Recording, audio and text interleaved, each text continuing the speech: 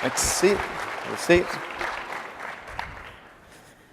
Well, gentlemen, thank you for being here today and being on stage together.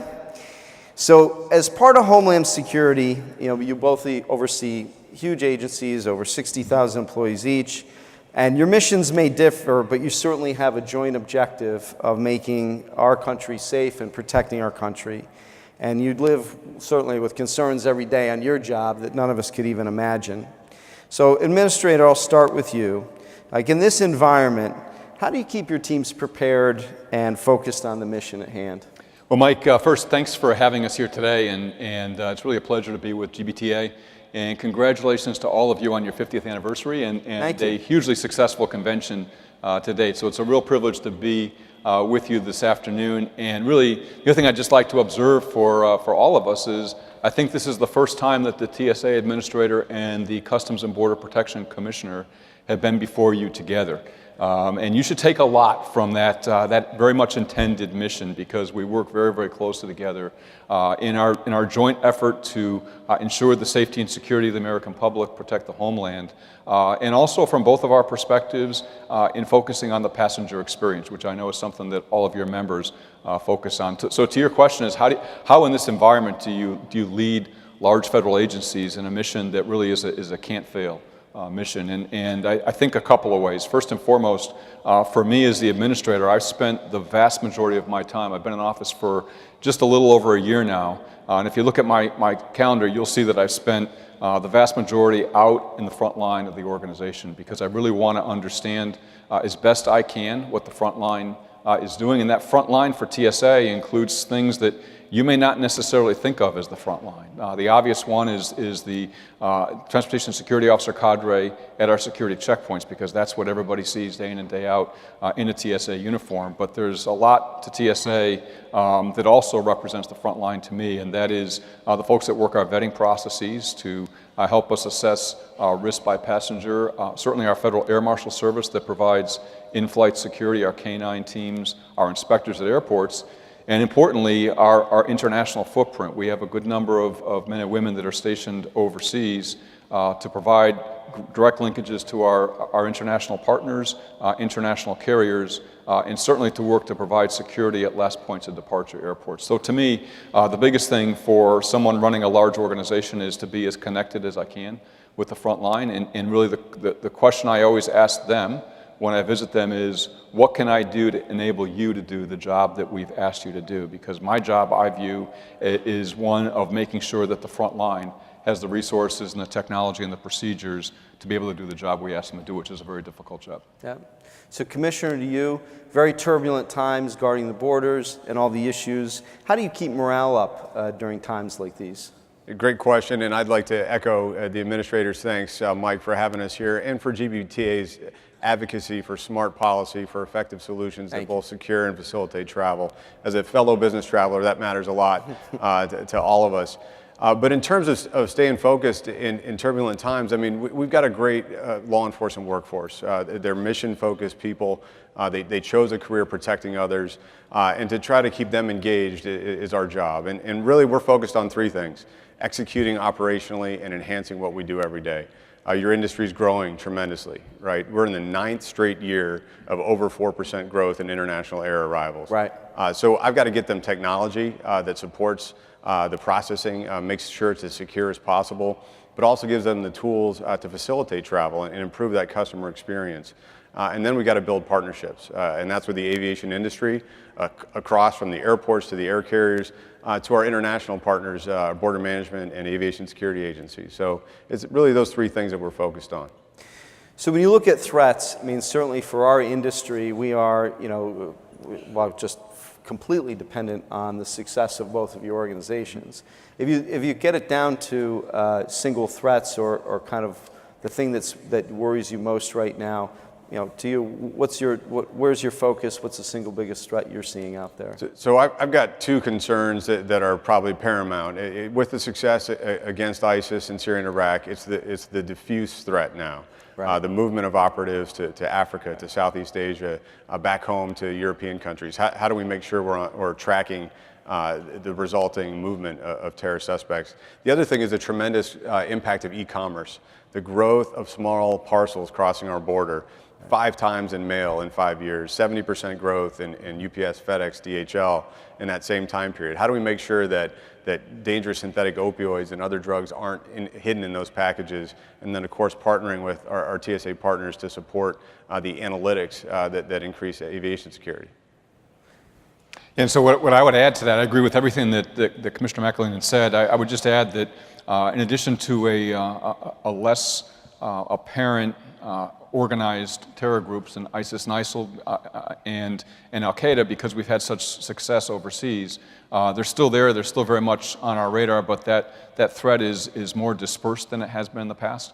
The other thing that I get very concerned about are lone actors, and we've seen that manifest itself in Europe and certainly in the United States. And so I always worry about who is not on our scope, if you will, because we do an awful lot of work to make sure that individuals that exhibit behaviors or have histories that require additional security are provided that additional security. But when you have a lone actor, it's very hard sometimes to make sure that that's the case. And so that's really a challenge for our intelligence operations and certainly for our men and women. And here's where GBTA can help us out with this. One of the slogans that I have in TSA, I have 2 that are, I think, really important. The first one is better security faster, and that stands for constantly looking to improve the security that we have, because our adversaries are getting more sophisticated in how they might be able to attack our systems. And faster means getting the technology in place faster than government typically has done, and also provide a faster experience for passengers when they go through our security systems.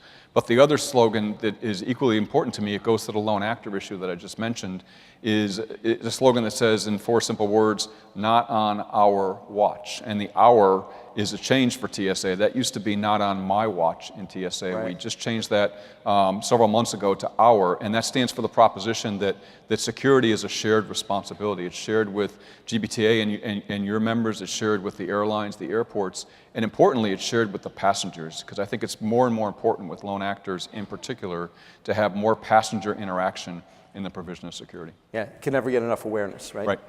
So let's switch to the kind of news cycle. Both your agencies, I would say, certainly over the last few years, getting an unprecedented level of coverage. A lot of, the media certainly picks up on every single thing. Administrator, I'll go to you. I mean, then we hear about a program called Quiet Skies. Maybe explain the program, but also, like, how do you deal with it when an internal pilot program like that hits the public domain? Those things seem to happen more and more, not just with you, but across all the public and private sector. So. Sure. Well, unfortunately, some information that shouldn't be shared publicly is, but that's going to happen. In fact, in everything we do and how I prepare myself to interact with the public is with the knowledge that any of our procedures could become public at any point in time. Our job, both Kevin and my job, is to manage and mitigate risk.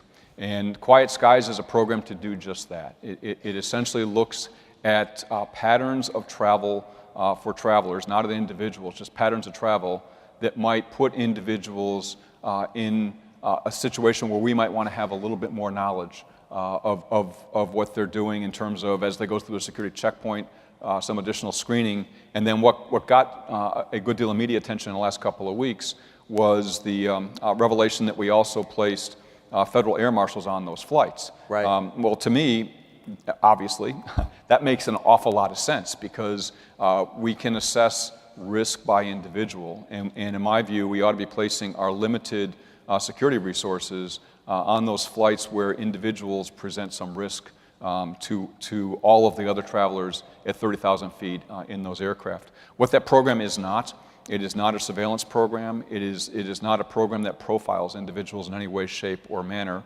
And none of their behavior that the air marshals are observing actually ever get them into the program. It's just the patterns of travel and the associations that they might have. And we have a very, very robust process inside TSA, which I think is absolutely necessary and something that I 100% endorse, of oversight from the Department of Homeland Security on all of our processes that assess risk by individuals. So I'm very comfortable that we're doing the right thing, we're mitigating risks in flight, as I would expect the public would want us to do, and that we have the oversight to make sure that we are not profiling individuals. Right. So, Commissioner, certainly very difficult, very emotional times at our southern border. How's that tested you as a leader, in those situations? Certainly, probably not what you imagined when you signed up for the job. Yeah, I mean, there's a tremendous amount of attention on all aspects of our mission, being responsible for anything that comes in or out of the country, yep. Whether it's steel tariffs in the trade environment, whether it's facilitating this massive growth in trade and travel, or enforcing our immigration laws on our border.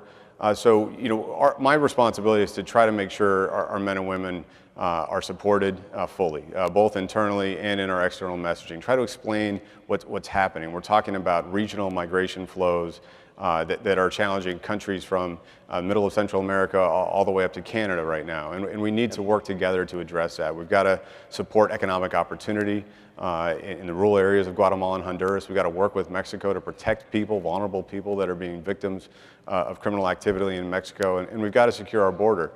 So telling the broader story and increasing the scope of understanding of what's happening, I think is critical. And we'll continue to work with the Hill. We'll continue to, as neutral law enforcement professionals, to explain what we're trying to accomplish and how it could impact security challenges and flows. But it's an interesting time. Sharing information publicly, this kind of forum where we're able to speak fully and give complete answers, right, I think is really valuable right now, because sometimes the coverage doesn't allow for that comprehensive approach.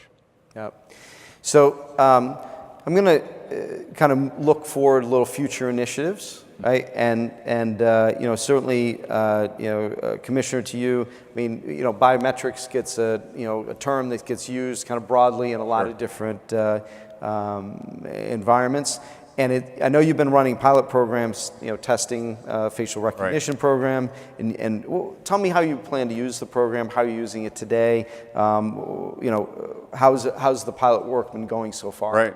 There's nothing I'm more excited about in our mission set than the capability of biometrics, and specifically facial recognition or comparison technology to enhance our facilitation and security efforts. It's a really exciting time in terms of the industry, in terms of the ability to apply technology to securely identify who's crossing the border, who's boarding a flight, who's coming inbound, but also use that technology to increase the customer experience, to facilitate a boarding of an A380 in less than half the time as we're doing right now at LAX. I mean, that's exciting. So what's in the future? We're in the fifth year of a sustained innovation cycle in our airports, working with airports, working with air carriers to apply technology to have a better solution. We've been able to either hold serve or reduce wait times for 5 consecutive years using technology. And with facial, we believe that we can use it both to meet our congressional mandate of getting a biometric on departing foreign visitors, as well as facilitate arrivals. So we're doing both at the same time. And we've been piloting both now at 10 airports each, different airports, and with multiple U.S. and foreign carriers. We've got almost 700,000 travelers through the system with 98% match rates. Everybody knows how to pose for a picture. So we're able to really facilitate that boarding process, and we're going to see benefits on the wait times, benefits on the customer friendliness of our welcoming of foreign visitors at the same time. But what about the privacy concerns, right? Sure. I mean, you hear that a lot. It gets reported a lot. People concerned about the use of data. Is it all being stored, retained, used for other means? Your comments back on that? Yeah, thank you for asking that, because I want to ensure that people understand what we're doing. We're essentially taking a picture of a traveler and comparing it to existing pictures of that same traveler. It's just like an officer or a gate agent checking someone's ID as they board the aircraft. So we have to look at the privacy side from 3 angles. One, we got to make sure we're cyber secure in everything we do. Yep. And the way we've designed the system is we're storing any personal information on the government side of the firewall and using the innovations of the cloud to do a quick comparison. Two, we're not going to retain information of U.S. citizens. So that's a very important point. U.S. citizens can opt out and not have their picture taken, but if they do, it's going to be not retained. It'll be erased within hours. So it's a very secure system, and it's very privacy enhancing. The third thing is transparency. We need to be able to communicate clearly with the public what we're doing. We do that through privacy impact assessments, which we publish on our website. We engage myself. My leaders in the Office of Field Operations are engaging privacy groups, are engaging media, engaging the Hill to explain what we are and aren't doing. And it's really an effective system that ultimately protects privacy. You don't have to take your document out and show it to 4 or 5 different people. Right. You're able to use your face to move through the processes. Right, and then once again, be able to take your resources and apply them in places where you need them, right? And not have to keep growing your organization just to meet the growing travel demand. That's the risk management strategy the administrator's speaking to. Well, in a similar fashion, but different, talking about our baggage, TSA is focused on, putting, and we've been pushing the Hill hard to get you funding for the technology you need. Talk about that a little bit. Sure. Well, the central piece of our technology infusion is going to be at the TSA checkpoint, and that is to replace all of the X-ray machines that we have throughout those checkpoints. So roughly 2,000 X-ray machines with the computed tomography or CAT scan technology. Now, all of you know that technology is not necessarily new technology. It's been in the medical industry for a long time. But what is new is being able to size it so we can actually fit it up at the checkpoints. What this technology does for us, all of us, is first and foremost, it's much better at detecting the threats that we want to detect. Just not a little bit better, but much, much better at detecting those threats. Additionally, for passengers, I envision a time in the not too distant future, probably 3 to 5 years from now, when we develop the technology to what we know its full potential is, where passengers, when they come up to the TSA checkpoint, won't have to take anything out of their carry-on bags at all. They can leave in all electronic devices, liquids, aerosols, and gels, food items, and powders. And so that will, in my view, significantly change the experience for passengers. So this is one of those solutions that's, it's better security, much better security, and I think it's much better for the passenger experience overall. So now let's talk about integration a bit, because you talk about using that technology, right, so that you have a touchless kind of effort around what your belongings. Mm-hmm. You talk about using biometrics in a way to make it more of a touchless process in terms of you as a person going through. Both of these things ultimately being embodied in our pre-check, which we've been a huge advocate of, global entry, which we've been a huge advocate of. Tell us, can we put all these programs together? I mean, this would be, for us as what do you think? Should we do that? So, what do you all think? Tell us an outlook of how can we put this together? Because you've got a room full of people that will drive adoption, right? And have and will for anything you put out that helps the passenger get through the process better. So the question, can we? Yes. Should we? Absolutely. And both the Commissioner and I have been working on this since we've both been in office to be able to integrate these programs much better. For example, if you are a new registrant for pre-check now, we're going to take a biometric, a facial biometric, in addition to your fingerprints. And what we're both looking at is, can we better integrate the program so that as a passenger, if you want to register for a DHS Trusted Traveler program, you go on the DHS website, and you go into a portal for Trusted Traveler programs. It runs you through a series of questions that will bring you to, based on your responses to those questions, what is the better program for you? Is it pre-check or is it global entry? And then brings you right to the landing page to complete the registration for those programs. And so I don't have a timeline. I wish I did at this point, but we're still working. We're working very closely, and I don't think that's too far in the future. But the other part of this is to then work the back-end process, because I think between Customs and Border Protection and TSA, we can also become much more efficient at this process, because we're going to be sharing resources so that, the example I like to use is when I go to Dulles Airport and I'm up where the pre-check line gets queued up. There's a pre-check registration opportunity there, and then if you go down to get your checked bags on your return flight, there's a CBP global entry registration. It seems to me that we can better utilize both those infrastructures at less cost. The other thing that's really important for both of us is the importance of these Trusted Traveler programs. It allows us to provide better security, and so I appreciate your continued efforts to encourage people to register, because it's much more convenient for them. They don't take jackets off or belts or shoes shoes. Right. And in a pre-check lane, you're not taking stuff out of your bags to begin with. And so I think it's much more convenient for passengers. Final thing I'd say is that we're working very hard in TSA as we're working together with Customs and Border Protection to better integrate these programs. In the interim period of time, while we still have 2 standalone programs, how can we make the pre-check experience better for currently registered pre-check travelers? Right now, across the entire system, we're at the back end of a very busy summer travel season, and we're seeing 4, 5, or 6% year-over-year passenger growth, which is a great thing. That signals that our economy is very strong. Average pre-check wait time on any given day is about 2 minutes.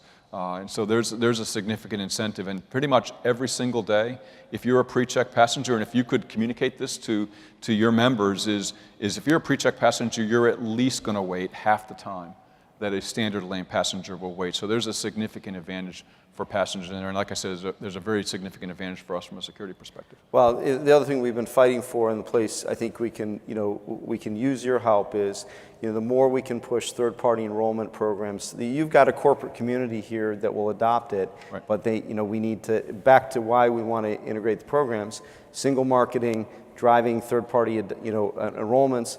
You handle the security. You guys do what you do best with your agencies, and I think we can amp those numbers up a lot further than they even are today. Well, and the other part too is the payment and the payment process. Yep. Can we transition from a 5-year payment process to a 5-year initial or a certain number of years initial, because that's where the initial background check is done, and then get to an annual renewal. Yep. That nominally will be. I think a lot of people get hung up on the cost for 5 years. But the annual cost is actually quite good. Yeah. And just to emphasize that by allowing that annual opportunity. Final thoughts, Commissioner? Well, I'm fully committed to this. You've got 2 folks that came up as career operators, right? We just want to make things work. We want to execute. Also appreciate you coming up with an applause line. We were going to stack the audience like Arnie did, but we didn't want to shut down the airport and the land border in the process. Yeah. So, And on that note, let's give them a big round of applause for joining us here today. Administrator, Commissioner, thank you so much for your time. Appreciate it. Thank you. Thank you. Thanks a lot. Thank you.